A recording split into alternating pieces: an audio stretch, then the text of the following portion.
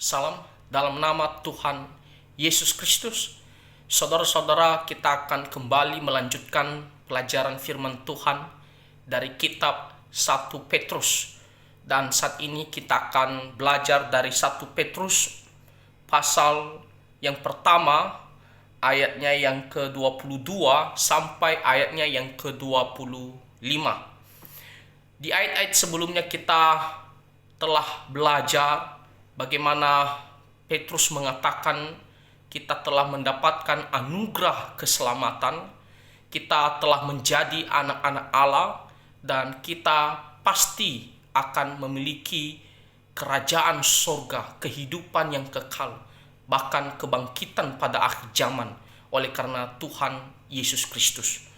Oleh karena itu, setelah kita diselamatkan, setelah kita menerima janji-janji yang pasti, yaitu kehidupan yang kekal dari Tuhan Allah, maka selama kita hidup di dunia ini, kita harus menunjukkan bahwa kita adalah orang-orang yang beriman. Kita harus menunjukkan bahwa kita telah diselamatkan. Kita harus menunjukkan bahwa kita adalah anak-anak Tuhan. Dengan cara bagaimana? Nah, yaitu melalui perbuatan kita sehari-hari, kesaksian hidup kita sehari-hari. Dan salah satunya di sini yaitu kita harus mengasihi sesama kita. Kita harus memiliki kasih kepada orang lain. Itulah yang dibicarakan di ayat yang ke-22, dikatakan, karena kamu telah menyucikan dirimu oleh ketaatan kepada kebenaran, sehingga kamu dapat mengamalkan kasih persaudaraan yang tulus ikhlas, hendaklah kamu bersungguh-sungguh saling mengasihi dengan segenap hatimu. Di sini dikatakan karena kamu telah menyucikan dirimu oleh ketaatan kepada kebenaran. Dikatakan kita disucikan, ya, disucikan bagaimana kita diampuni dosa-dosanya, kita dibebaskan dari belenggu dosa, dan tentunya kita menerima kehidupan yang kekal. Nah, ini adalah pekerjaan Tuhan, dan itu tergenapi ketika kita percaya kepada Injil keselamatan. Di sini dikatakan oleh ketaatan kepada kebenaran. Nah, kebenaran di sini berbicara tentang Injil keselamatan. Jadi Injil itulah yang menyucikan kita dari segala dosa, belenggunya, dan penghukumannya. Nah, di sini dikatakan karena kamu telah menyucikan dirimu oleh ketaatan kepada kebenaran, maka apa yang harus kita lakukan? Di sini dikatakan sehingga kamu dapat mengamalkan kasih persaudaraan yang tulus ikhlas. Nah, jelas sekali kita harus menunjukkan iman kita melalui perbuatan kita, dan salah satunya Tuhan mau kita mengasihi orang lain. Dikatakan mengamalkan kasih persaudaraan yang tulus ikhlas. Nah, kita harus punya rasa peduli, punya rasa belas kasihan kepada orang lain. Kita tidak akan melakukan perbuatan jahat kepada orang lain. Kita tidak akan memikirkan hal-hal yang tidak baik kepada orang lain. Kita bahkan tidak akan membalas kejahatan orang lain. Bahkan lebih daripada itu, kita akan berbuat baik kepada orang lain sekalipun itu adalah musuh-musuh kita. Nah, inilah yang dikatakan di sini, kita harus mengasihi, bahkan dikatakan tulus ikhlas, tidak boleh pura-pura, ya, tidak boleh pura-pura, harus murni dari hati kita. Itulah sifat daripada orang-orang yang beriman, orang-orang yang telah diselamatkan. Dikatakan hendaklah kamu bersungguh-sungguh saling mengasihi dengan segenap hatimu. Nah, untuk orang-orang Kristen yang tersebar di beberapa tempat yang dibahas di sini, dalam konteks ini kita bisa melihat, ya, orang-orang Kristen yang tersebar ini di 1 Petrus pasal pertama ayat pertama. Nah, Petrus menasihati mereka untuk mereka saling mengasihi. Ya, dikatakan di sini ya, bersungguh-sungguh dan tulus ikhlas. Nah, untuk kita juga semua orang Kristen harus memiliki sifat seperti demikian. Pertama-tama terhadap saudara-saudara seiman kita, ya, kita harus berusaha berbuat baik. Ya, kita harus menolong, kita harus, ya, peduli, bahkan kita harus, ya, mendoakan mereka. Ya, kita tidak boleh memikirkan atau melakukan hal yang jahat, benci, iri hati, dengki. bahkan kita juga tidak mau membalas kejahatan ya terhadap saudara kita. Ya, kita harus mau memaafkan. Nah, kepada saudara-saudara seiman kita dan meluas kepada semua orang, ya tentunya bukan hanya kepada sesama orang percaya, tetapi kepada semua orang. Tetapi pertama-tama dulu kepada saudara seiman. Jangan terbalik. Jangan kepada orang yang tidak beriman kita begitu mengasihi, tapi kepada saudara seiman kita tidak yang menunjukkan kasih. Itu terbalik. Tuhan mengatakan kita pertama-tama kepada saudara seiman, lalu kepada semua orang selanjutnya. Jadi salah satu bukti yang harus kita tunjukkan sebagai anak-anak Tuhan, sebagai orang-orang yang telah beriman, yaitu kita harus mengasihi. Dan kita tahu kenapa kita harus mengasihi, karena Tuhan terlebih dahulu telah mengasihi kita.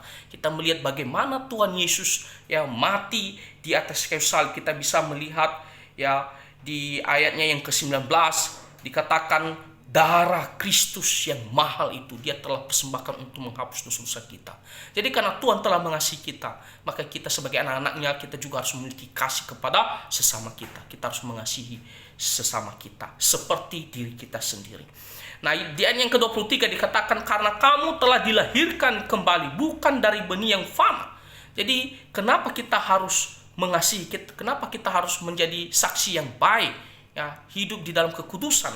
Di sini dikatakan karena kamu telah dilahirkan kembali bukan dari benih yang fana, tetapi dari benih yang tidak fana oleh firman Allah yang hidup dan yang kekal.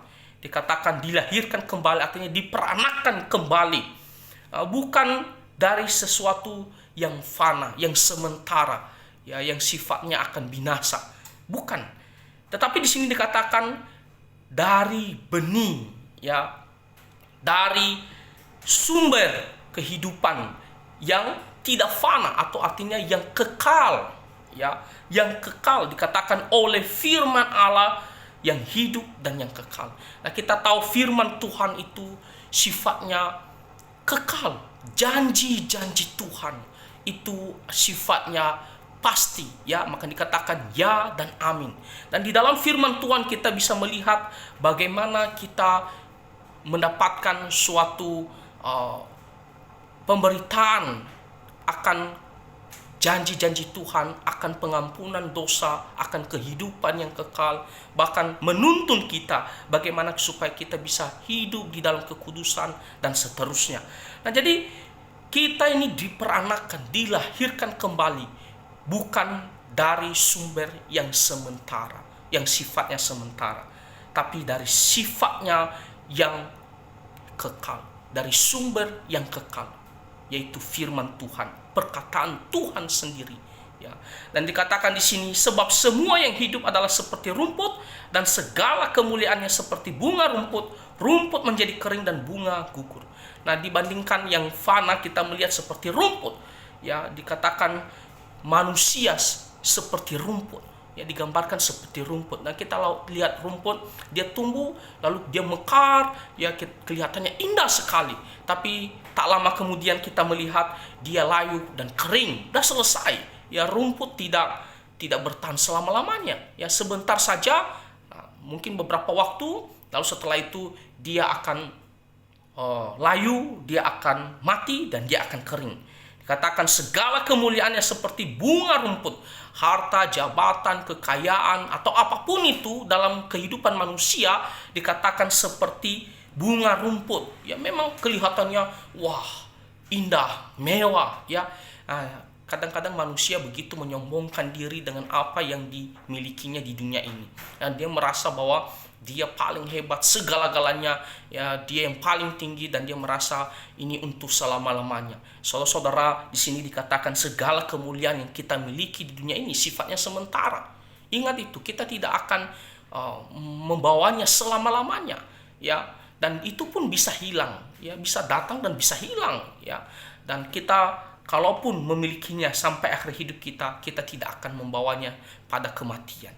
Nah, di sini dikatakan seperti bunga rumput. Jadi jangan menyombongkan diri, jangan bersandar kepada hal-hal yang di dunia ini. Jangan merasa, oh inilah hidup saya, harta, jabatan, kekayaan, segala yang saya miliki. Disinilah terletak jiwa saya dan seluruh pengharapan saya. Saudara-saudara, jangan bersandar pada harta duniawi atau apapun itu.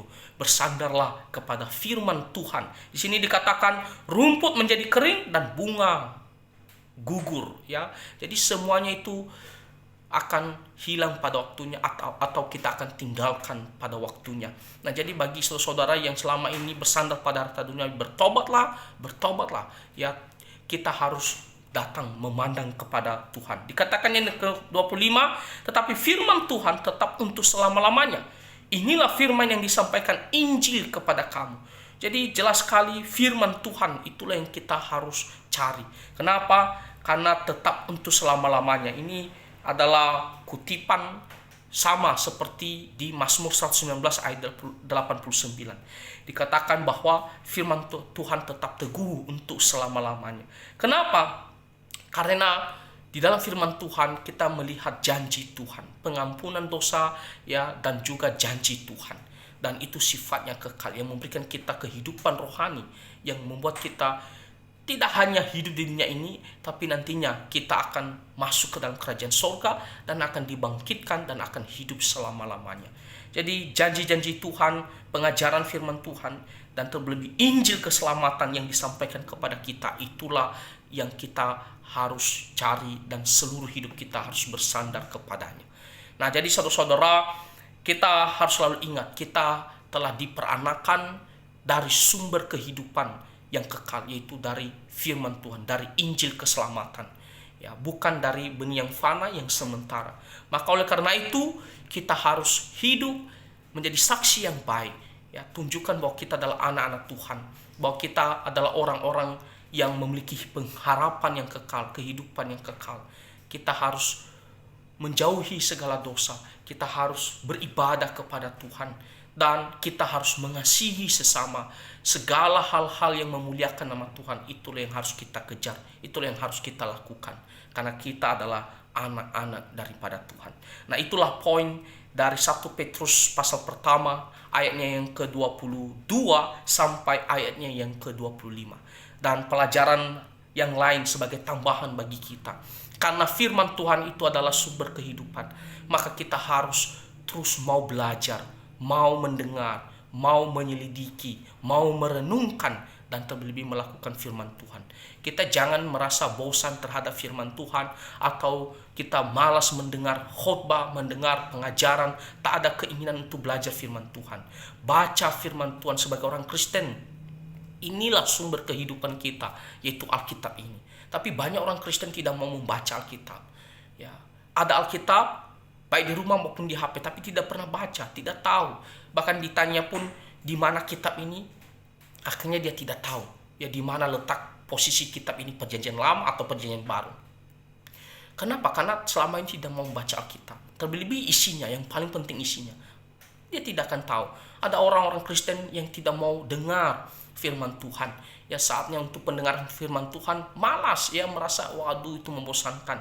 Ada orang yang dimana tidak ada keinginan untuk mau belajar firman Tuhan. Nah, jadi mari kita berdoa, Tuhan tolong saya, firman-Mu, Injil keselamatan, ya, segala pengajaran-Mu itulah sumber kehidupan. Maka ajar saya, tolong saya untuk lebih mencintai firman-Mu. Ya, jadi baca firman Tuhan selalu, dan selalu mau mendengar, mau belajar firman Tuhan. Dan tidak hanya mendengar ataupun belajar, tapi kita harus mau tunduk dan melakukannya.